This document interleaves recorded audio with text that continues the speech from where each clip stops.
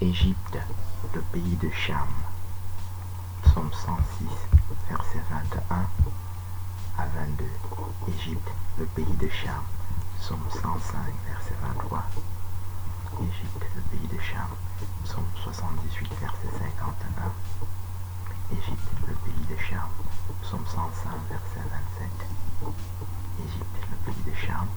Psaume 105, verset 23 à 27.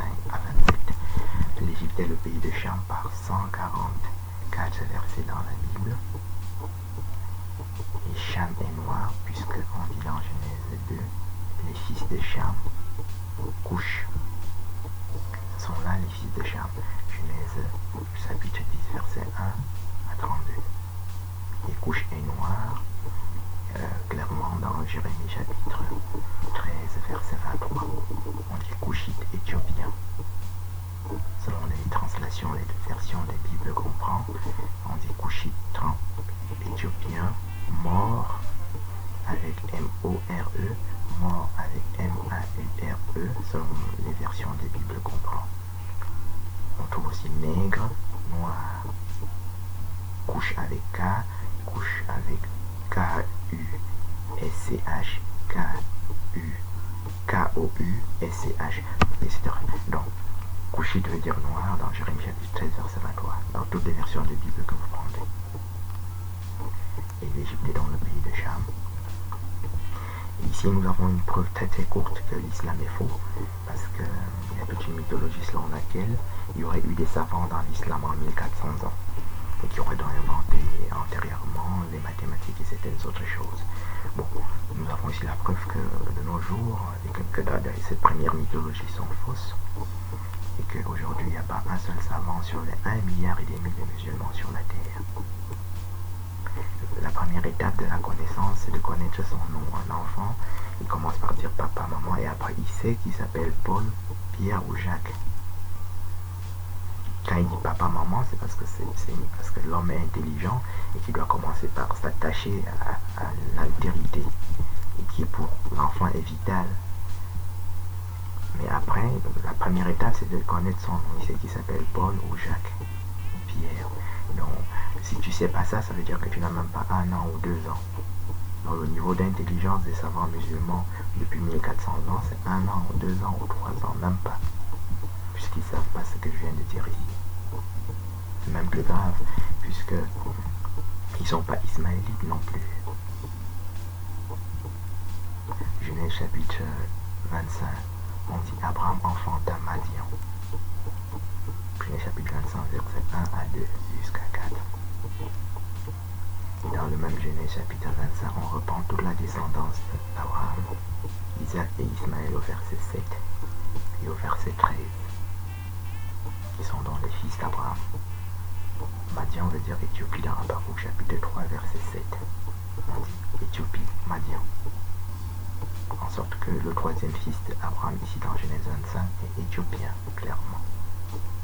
C'est-à-dire noir, comme nous venons de le définir, et que donc tous les autres descendants d'Abraham sont noirs.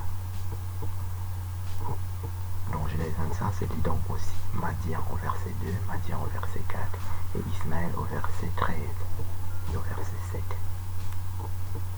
En sorte que on peut dire Ismaël, Madian, Madian, en le lisant à l'envers. Ou Madian, Madian, Ismaël. Les Ismaélites sont donc noirs, éthiopiens, dans Genèse 25. Ils le sont aussi dans Genèse 37, qui dit Ismaélite, Madian, Madian. Et dans Psaume 83, on dit Madian, Ismaël. Et dans Juge chapitre 8, on dit Madian, Madian, Madian, Madian, Ismaël. À 7 reprises. Ismaël et Madianite à 7 reprises dans Juge chapitre 8. Ismaël est donc madianite de manière systématique dans la Bible. Dans les 3 exemples que nous venons de citer, Genèse 25, Genèse chapitre 37 et Juge chapitre 8. Et même dans Psaume 83 et dans quelques autres endroits encore. Dans Isaïe chapitre 60, on dit Madian, Kédar. Madian, Kédar, Sion. Isaïe chapitre 60. Madian, Kédar, Nebajot, Sion. Et Nebajot, c'est le premier fils d'Ismaël dans le même Genèse chapitre 25 au verset 13. Donc on dit les fils d'Ismaël, Nebajot, Kedar. Et ici, dans Isaïe 60, on voit que Nebajot et Kedar, qui se trouvent au verset 7, sont Madianites. Madian au verset 6. Et Madian veut toujours dire Éthiopie, Sion, Éthiopie, dans Habakkuk chapitre 3, verset 7. Ici, c'est aggravé parce que dans Isaïe 60, on dit Madian, Kedar, Sion. Sion au verset 14. Et Sion veut dire Éthiopie dans Sophonie chapitre 3, verset 10 à 16. On dit Éthiopie, Sion, Sion. Éthiopie au verset 10. Sion au verset 14. Et Sion au verset 16. Avec point d'exclamation. On dit encore Éthiopie, Sion dans Isaïe chapitre 18, verset 1 à 7. Avec point d'exclamation aussi. Kedar, qui est le deuxième fils d'Ismaël, au verset 13 de Genèse 25, et Nebajot, qui est son premier fils, sont donc Madianites, c'est-à-dire éthiopiens, Habakkuk chapitre 3, verset 7, et encore éthiopiens en tant que Sion dans le même Isaïe 60. Le même Isaïe 60 dit nom de l'Éternel. Madian veut dire, et Sion veut dire nom de l'Éternel au verset 9.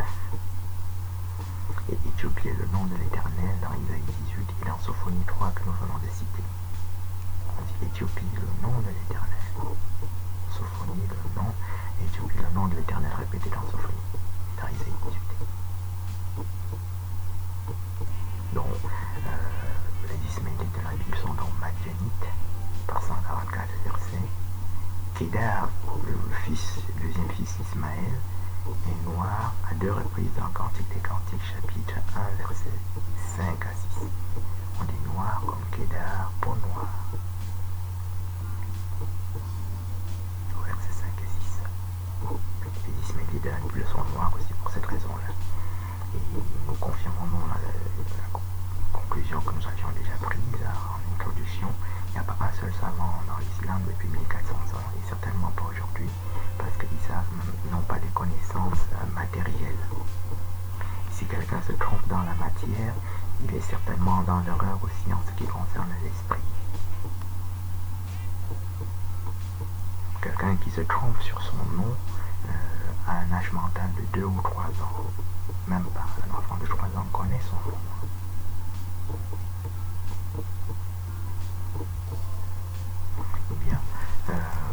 La terre sainte des musulmans aussi est fausse. Parce que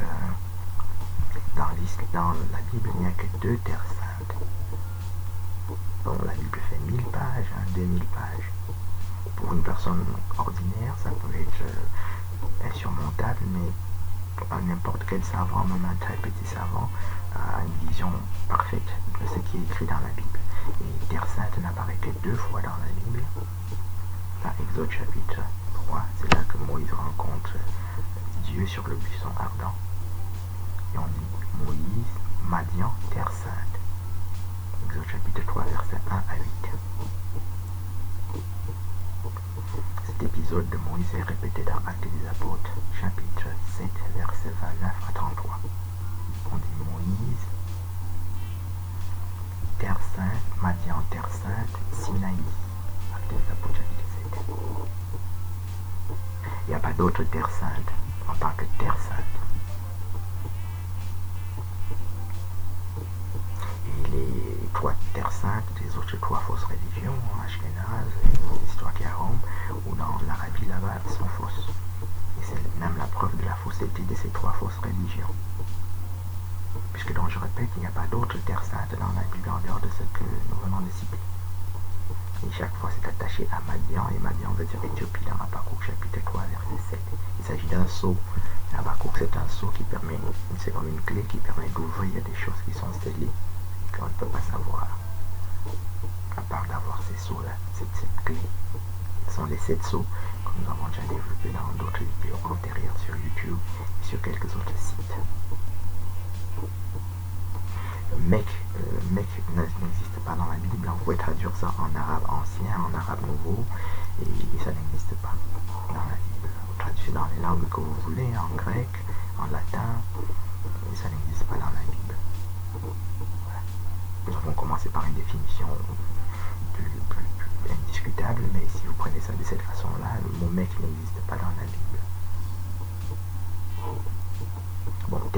c'est déjà la partie spirituelle.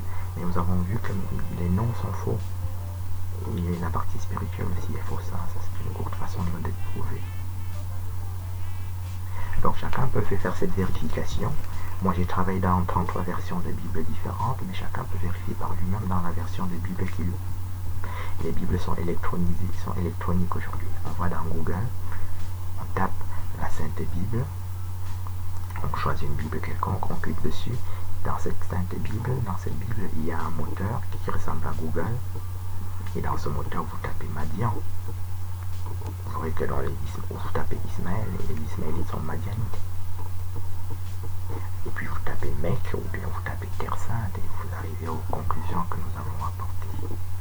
De la même façon, vous tapez étoile, vous verrez qu'il n'existe nulle part dans la Bible aucune étoile de David. Vous tapez sceau, vous verrez qu'il n'existe aucun sceau de Salomon.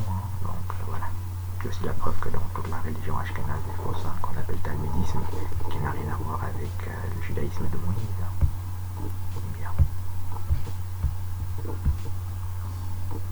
Et donc nous essayons de prouver qu'il n'y a pas un seul savant dans ces fausses religions, parce que Dieu est un Dieu de connaissance, et quand on découvre une telle quantité d'ignorance, ça veut dire qu'il n'y a pas un seul Dieu dans cela. Les Arabes de la Bible sont éthiopiens aussi. Deuxième livre des Chroniques, chapitre 21. On dit Philistins, Arabes, Éthiopiens, au verset 16. Philistins, Arabes, Éthiopiens. Bon, les Philistins sont éthiopiens, les Arabes sont éthiopiens de manière très claire. Les Philistins sont aussi éthiopiens. Couchites dans Genèse chapitre 10 que nous avons étudié, on dit les fils de Cham. Couche, Philistins, Philistins, verset 14 de Genèse 10. Dans ce Genèse 10, on trouve la reine de Saba, les fils de Cham, Couche, Séba, Saba, Nimrod répété à 2 reprises. Et Ninive se trouve là-dedans aussi. Sodome et Gomorrhe s'y trouve aussi. Et Gaza est fils de Cham, est un couchite pour cette raison-là. Voilà. Ces religions ne sont pas stupides par elles-mêmes, et c'est des religions qui sont abrutissantes, donc elles sèment l'ignorance. N'ensemencent pas la connaissance, mais l'ignorance. Il n'y a pas de Gaza là-bas. Les Gaza sont philistins et éthiopiens. Les Arabes est littéralement éthiopien dans 2 Chroniques chapitre 21. Les Arabes sont encore philistins dans le 2e livre des Chroniques chapitre 26. On dit Philistin, Philistin, Philistin, Arabe. 2 fois Philistin au verset 6 et encore Philistin, Arabe au verset 7. Le 2 Chroniques 26. Les Philistins, rappelons-le, donc les fils de Cham, Couche, Philistins, ce sont là les fils de Cham, dans Genèse chapitre 10. Philistins apparaissant au verset 14 et Couche au verset 6 de Genèse 10. Donc les Arabes qu'on a aujourd'hui sont des faux Arabes, les Ismaélites qu'on a sont des faux Ismaélites, et les Égyptiens sont des faux Égyptiens, qui sont donc des Ashkénazes. Ashkénaz est défini dans la Bible comme un oppresseur. Dans Jérémie chapitre 51, Ashkénaz n'est pas sémite, et dans Genèse chapitre 10 que nous étudions, il est les fils de Japhet. On dit Noé, Sem, Cham, Japhet, et les fils de Japhet, Ashkénaz, qui est confirmé dans 1 Chronique chapitre 1, et dans le livre de Jacher, chapitre 10, dans lequel Ashkénaz est français. Jacher chapitre 10, on dit Japhet, Gomer, France, français, fleuve la Seine. Donc Ashkénaz n'est pas du tout sémite, ni hébreu, ni juif, mais il est français à 7 reprises dans les versets que nous venons de citer, c'est-à-dire Genèse chapitre 10, 1 Chronique chapitre 1 et le livre de Jacher chapitre 10 est décrit dans Jérémie chapitre 51 comme un supra-babylonien, c'est-à-dire il est plus méchant que Nebuchadnezzar, qui est la personne la plus méchante dans la Bible. Et tous les faux Ismaélites, les faux Égyptiens et les faux Arabes sont des Ashkénazes. Voilà, puisqu'on dit dans la Bible, vous les reconnaîtrez par leurs actes. Et c'est des gens qui coupent des têtes, qui coupent des mains, et qui sont des barbares. Ils sont définis comme barbares dans Actes des Apôtres chapitre 28. Il y a 6 reprises dans toute la Bible comme étant des barbares et posent des actes barbares. Donc, Babylone est fils de Cham aussi.